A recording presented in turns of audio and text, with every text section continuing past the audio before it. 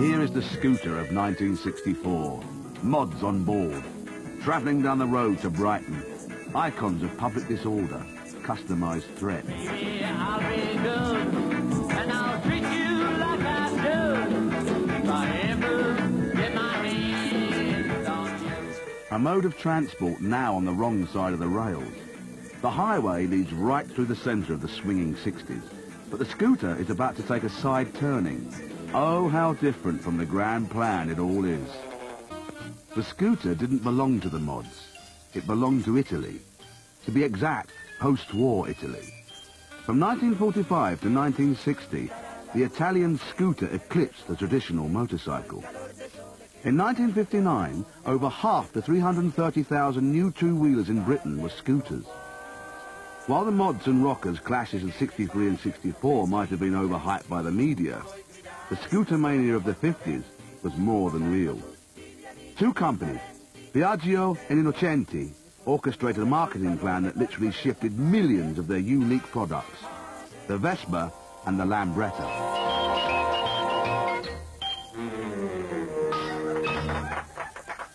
(1947), the first Lambretta is born, an engine and two wheels, just right for everyone coping with the hardships of post-war travel. Already contemplated during the war period, designed as a far-sighted industrial project, constantly perfected technically and stylistically, the Lambretta has quickly become a part of the everyday scene, an exquisitely social appliance.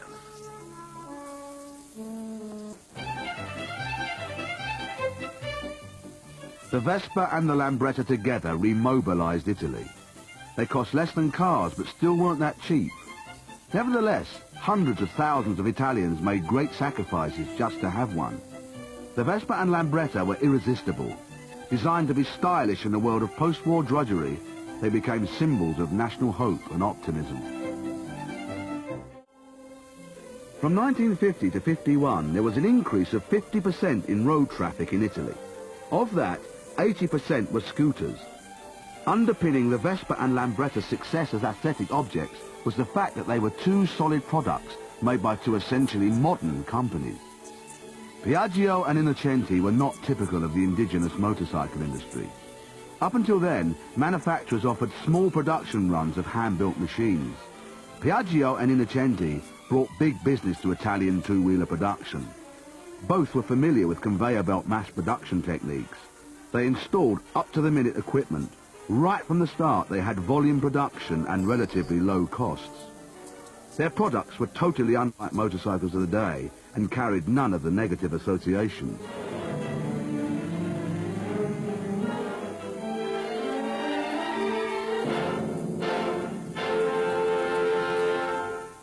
The Vespa had an elegantly designed engine. The motor and gearbox sat side by side, the whole thing cooled by a fan. This compact unit was connected directly to the rear wheel and moved up and down as part of the suspension system. While the Lambretta was no less unique, it went through a number of design changes before settling on a combined engine and rear wheel unit with chain drive. Both companies tried to outpace each other by bringing more and more powerful models. Soon, the 35-mile-per-hour scooter could do over 70. Lambretta won the power battle, so they had to concede to the popularity of the enclosed look. They stopped producing open models in 1958. The macho motorcycling diehards were appalled by scooters. They claimed the engine over the back wheel made the machines unstable. But the scooter had always been maligned. Capri's made for the family outing. Motorcycle manufacturers were forced to take the threat seriously, as scooter sales rocketed, boosted by another new fad, hire purchase. £9 for your first down payment, small installment. Belatedly, other manufacturers got in on the act. Largely, it was a disaster story. By the early 50s, the Italian-style machine was rolling on a wave of modernism throughout Europe. The streamlined jet set were going places. In the process of mobilizing Italy, the Vespa and the Lambretta had mobilized the youth of the world. This was no accident.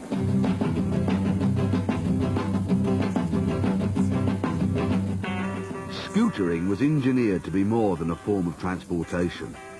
The scooter was conceived as a major social appliance. It became a popular pastime. The manufacturers pushed this hard, encouraging scooterists to join their clubs. The Lambreta Club of Great Britain pulled out its own magazine, the Jet Set. Rallies, runs, games and even beauty contests were staged, all extending the glamorous image purveyed in scooter advertising.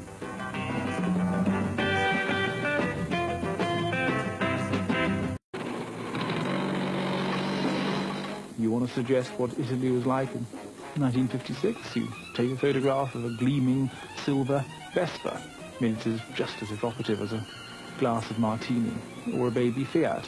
This machine actually came to summarize Italy. The two rivals presented their machines in very similar ways. Around them, they wrapped images which were the antithesis of wartime life. Vespa.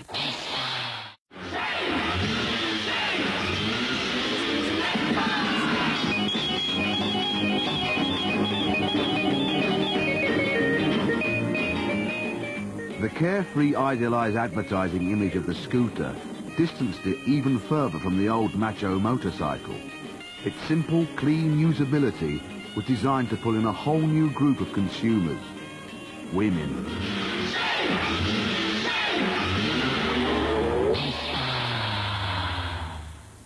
Mrs. Smith, housewife. She puts her Vespa to work during the week also. Shopping's not only quicker, it's fun. And for the price of a bus ticket, she gets door-to-door service and over 100 miles to every gallon of petrol. The scooter's relationship to women was often contradictory. While women were encouraged to take control of these machines, they were still used as an adornment.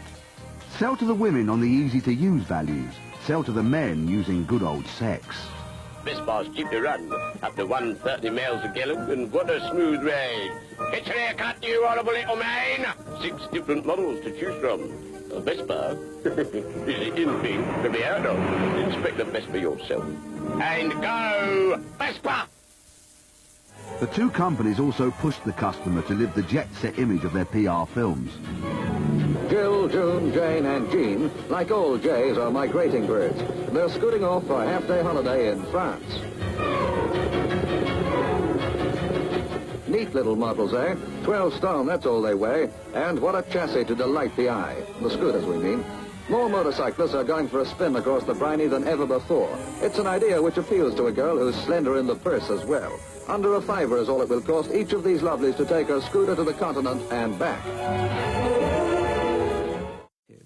They carried quite a lot of luggage. There was space for a rack on the back and a rack on the front. You could even have luggage carrying capacity where there was a gap in the step-through frame.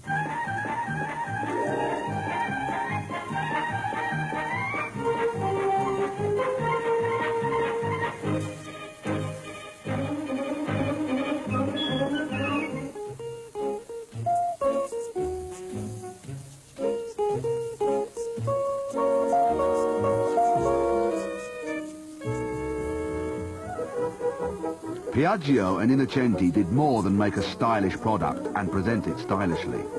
The packaging went further. They ensured scootering lived up to its problem-free, easy-to-use image. An international network of dealers and workshops were set up.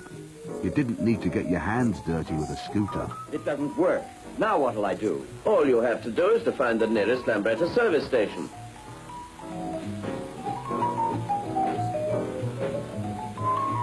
And of course, here is an Innocenti placard which tells you exactly where it is. This is the visiting card of every Innocenti dealer and sub-agent. Say, there's something wrong. The motor backfires. It's not pulling and it won't start. Oh, that's terrible. Great pains were taken to display the supposedly feminine machine's masculine prowess by overcoming the hardest obstacles. Scooters took part in the 600-mile Milan-Taranto race and even held their own Isle of Man TT.